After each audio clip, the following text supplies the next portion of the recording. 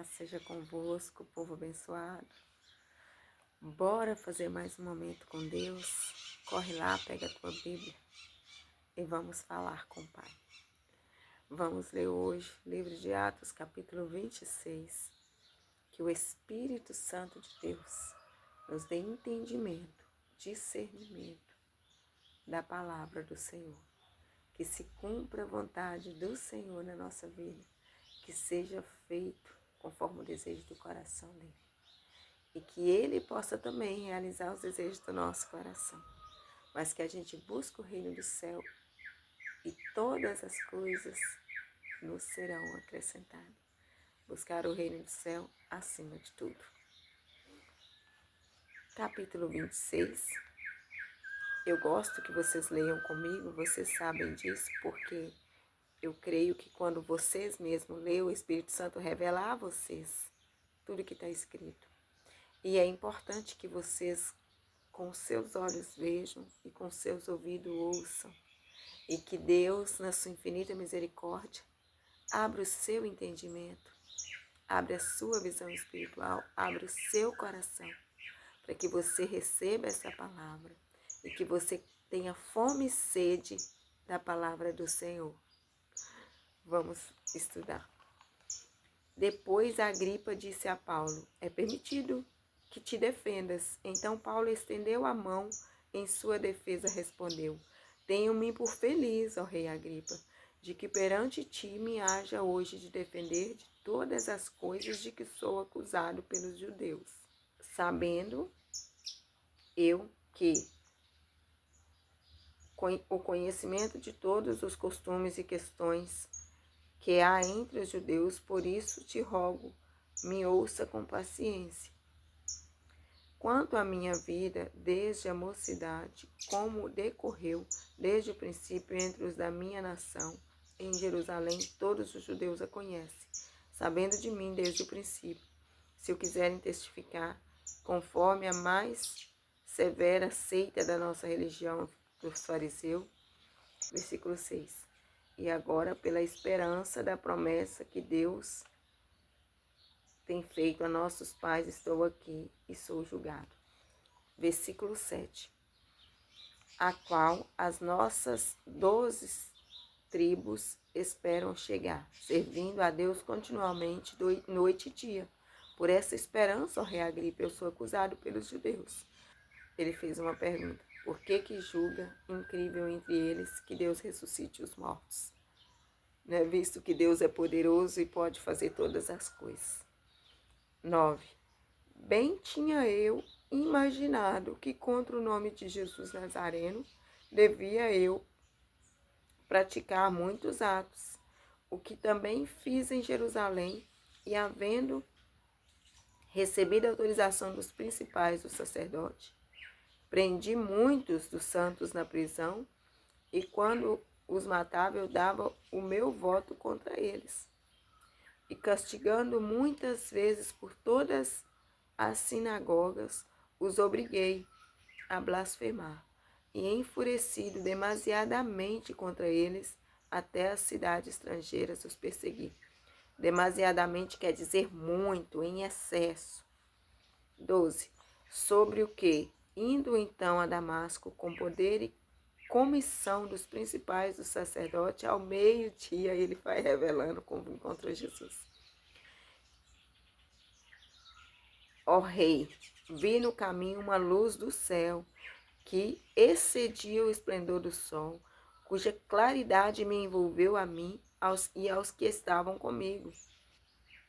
E caindo nós todos por terra, uma voz me falava, em língua hebraica dizia: Saulo, Saulo, por que me persegue?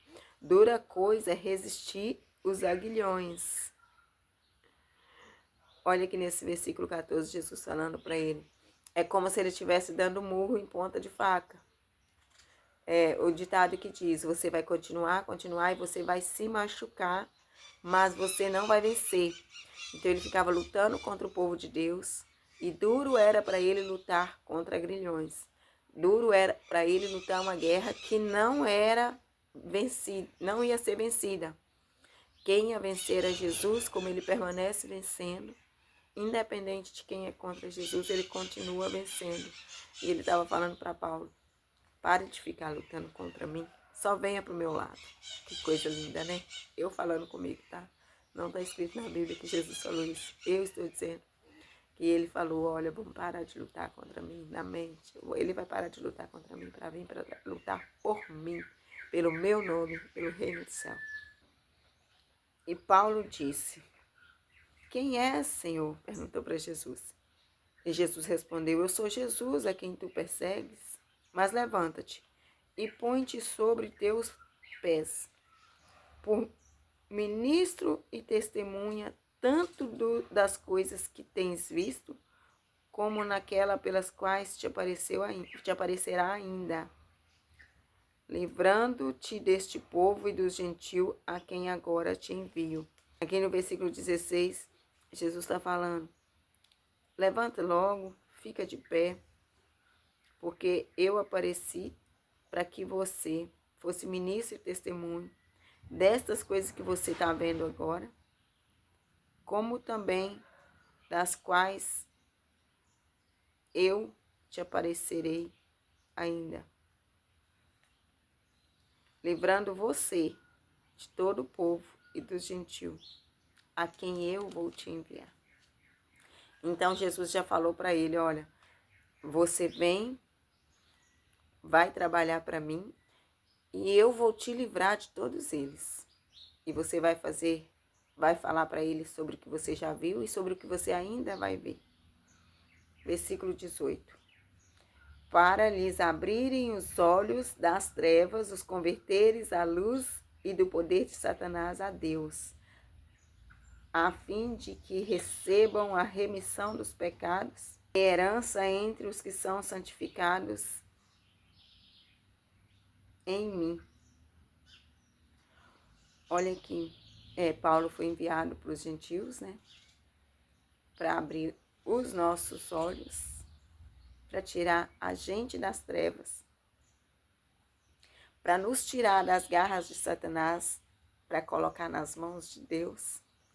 Lindo isso. E para que a gente receba a remissão dos pecados e a herança entre os que são santificados pela fé em Jesus. Ai, que lindo. Obrigada. Obrigada, Jesus, pela salvação. Obrigada, Deus, por enviar seu único filho para morrer por nós naquela cruz. E obrigada, Jesus, por resgatar a muitos, para que eles pudessem trazer o evangelho da paz para nós. E aqui estamos, sabendo que o evangelho do reino chegou até a nós e que a remissão foi nos dada. Versículo 19. Paulo falando com o rei Agripa. Por isso, ó rei Agripa, não fui desobediente à visão celestial. Antes anunciei primeiramente aos que estão em Damasco e em Jerusalém, e por toda a terra da Judéia aos gentios, que se emendassem e se convertessem a Deus, fazendo obras dignas de arrependimento. Que a gente faça obras dignas de arrependimento. Que a gente se converta a Deus, né? Fazendo cada vez mais coisas corretas diante do Senhor. Versículo 21.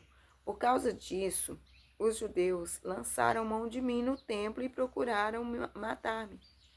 Mas, alcançando o socorro de Deus, ainda até o dia de hoje permaneço dando testemunho, tanto a pequenos como a grandes. Tanto a pequenos como a grandes, eu creio que ele se referia a pessoas simples que não tinham posição social e a pessoas também que tinham posição social, tanto que ele estava diante de um rei. E ele também pregava para quem estava fora dos palácios, né? Ele pregava para todos, não dizendo nada mais do que os profetas e Moisés disseram que devia acontecer. Então ele estava deixando bem claro para o rei Agripa que o que ele estava pregando é o que estava escrito na lei desde os profetas, antes que Jesus viesse, estava escrito na lei. 23. Isto é que o Cristo devia padecer E sendo o primeiro da ressurreição dentre os mortos, devia anunciar a luz a este povo e aos gentios. Obrigada, Jesus. E dizendo ele isto em sua defesa, disse Festo em alta voz: está louco? Paulo, as muitas letras te fazem delirar. Por isso que às vezes em alguma pregação, né, a gente escuta o pregador falando que nós somos tidos por loucos. Hoje até menos, porque hoje, para a honra e glória do Senhor, há muitos cristãos, né? Há muitas pessoas que acreditam em Jesus, acreditam na ressurreição. Então hoje a gente não é tido por louco tanto igual naquela época. Naquela época, acreditar na ressurreição de Cristo era mais loucura, era muita loucura. Então as pessoas julgavam muito os cristãos, e os cristãos eles eram muito perseguidos, tanto por religiosos que queriam posição social, como pessoas que achavam estar defendendo a lei de Deus, achavam estar lutando a favor de Deus, porque não acreditava que Paulo estava correto naquilo que estava dizendo. E também por pessoas que nem acreditavam em Deus, mas também não confiavam na ressurreição. E aqui ele está dizendo que Paulo está louco e que ele, ser muito inteligente, estava fazendo com que ele ficasse louco e delirando. Versículo 25. Mas Paulo disse: eu não deliro, ó potentíssimo Festo. Antes digo palavras de verdade, de um são juízo. Eu estou bem, perfeito em juízo, e eu estou falando palavra de verdade. É o que Paulo disse. Porque o rei, diante de quem falo com ousadia, ele dizendo no versículo 26, sabe estas coisas, pois não creio que nada disso lhe seja oculto, porque isto não se fez em qualquer canto. Crês tu nos profetas, ó rei Agripa? Bem sei que crês. E disse Agripa a Paulo: por pouco me queres persuadir a que me faça cristão. Persuadir quer dizer convencer. Versículo 29. E disse Paulo: prover a Deus que ou por pouco ou por muito, não somente tu, mas também todos quanto hoje me estão ouvindo, se tornasse tais qual eu sou, exceto estas cadeias. Ele falando para eles, tirando as cadeias que estavam na prisão, né? Tirando o que prendia ele ali, que eram as cadeias, ele queria que todos fossem como ele. Seguidor de Cristo Jesus, né? Acreditando na fé, com fé em Cristo Jesus. Versículo 30. E dizendo ele isto, levantou-se o rei, o governador, Berenice e os que com eles estavam assentados. E afastando-se dali, falavam uns com os outros, dizendo: este homem nada fez digno de morte ou de prisões. E Agripa disse a Festo: bem podia soltar este homem, se ele não houvesse apelado para César. Mas Paulo apelou para César justamente porque Jesus tinha dito para ele que ele ia testemunhar em Roma. Então era um propósito de Deus que ele fosse para Roma. Então às vezes você vai ler esse último versículo aqui do capítulo 26, no 32, e vai falar, eles iam libertar Paulo. Para que Paulo foi apelar para César? Paulo apelou para César porque era um propósito de Deus na vida dele. E olha, quanto mais eu leio a Bíblia, mais certeza eu tenho que Deus está no controle de tudo. Ele sabe de todas as coisas, ele não faz nada errado. Não existe coincidência, não existe acaso, existe propósito de Deus. E às vezes o propósito de Deus se cumpre na nossa vida com muito sofrimento e muita dor. Não é o meu caso, né? Porque a parte do sofrimento que me afligia já passou. Então hoje já tem um tempo já que essa aflição já passou. Mas eu não sei sobre você, né? Não sei o que você passa hoje, não sei qual a sua dor, não sei qual o seu conflito, não sei qual o seu dilema, não sei por que o motivo da sua ansiedade, não sei por que o motivo da sua tristeza, não sei por que o motivo da sua revolta. Porque às vezes eu escuto pessoas falando que o propósito, a chegar no propósito está difícil para passar pelo processo. É mesmo muito difícil. Principalmente quando o processo tem enfermidade, luto, coisas que mexem com o seu psicológico, né? Com a sua mente, né? Então, realmente não é fácil passar. Mas eu vou te falar uma estratégia de Deus que o Espírito Santo me deu. Eu sei, aqui Paulo estava vivendo em prisões e aqui eu creio que a prisão de Paulo ainda continua lá em Roma. Só que Deus vai dando provisão para que ele viva melhor nesta situação, para que ele passe melhor por essa situação. E lembrando, Paulo não tinha problema em passar aflições por Cristo, porque ele falava que estava pronto tanto para morrer quanto para viver. Então, vai pesquisando sobre tudo que eu te falo aqui. Não fique somente com as coisas que eu te falo, porque o Espírito Santo quer revelar diretamente a você tudo o que Deus quer que você saiba. E outra, você nunca fica somente com a palavra que um ser humano fala.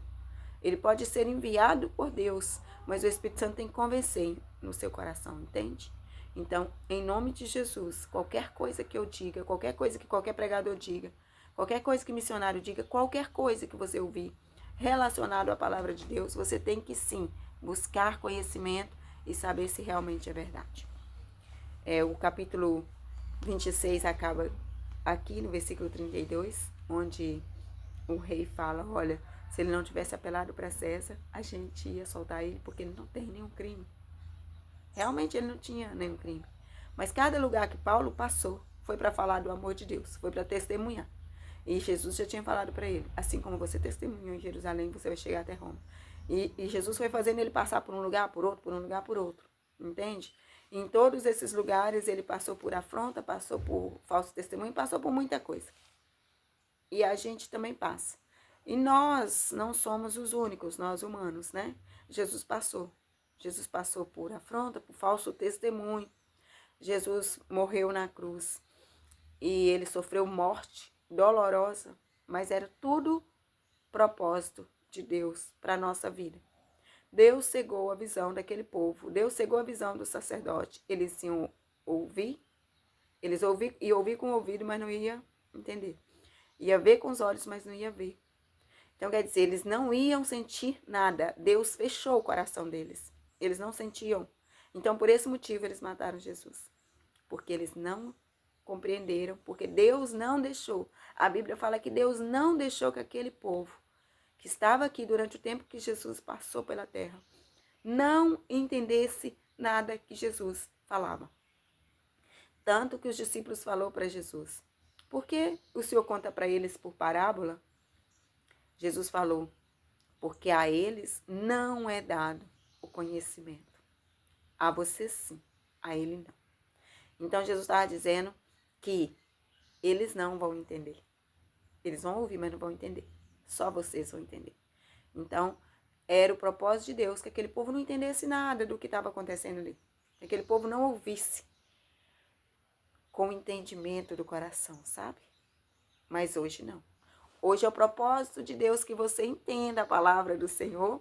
É o propósito de Deus que você abra o teu coração. É o propósito de Deus que você busque conhecimento da palavra do Senhor e que você se achegue ao Espírito Santo e que Ele esteja em você, te abraçando, se suprindo as necessidades que você tem. Deus abençoe você e toda a sua família. Até o próximo vídeo. Não se esqueça, a fé vem por ouvir e ouvir a palavra de Deus.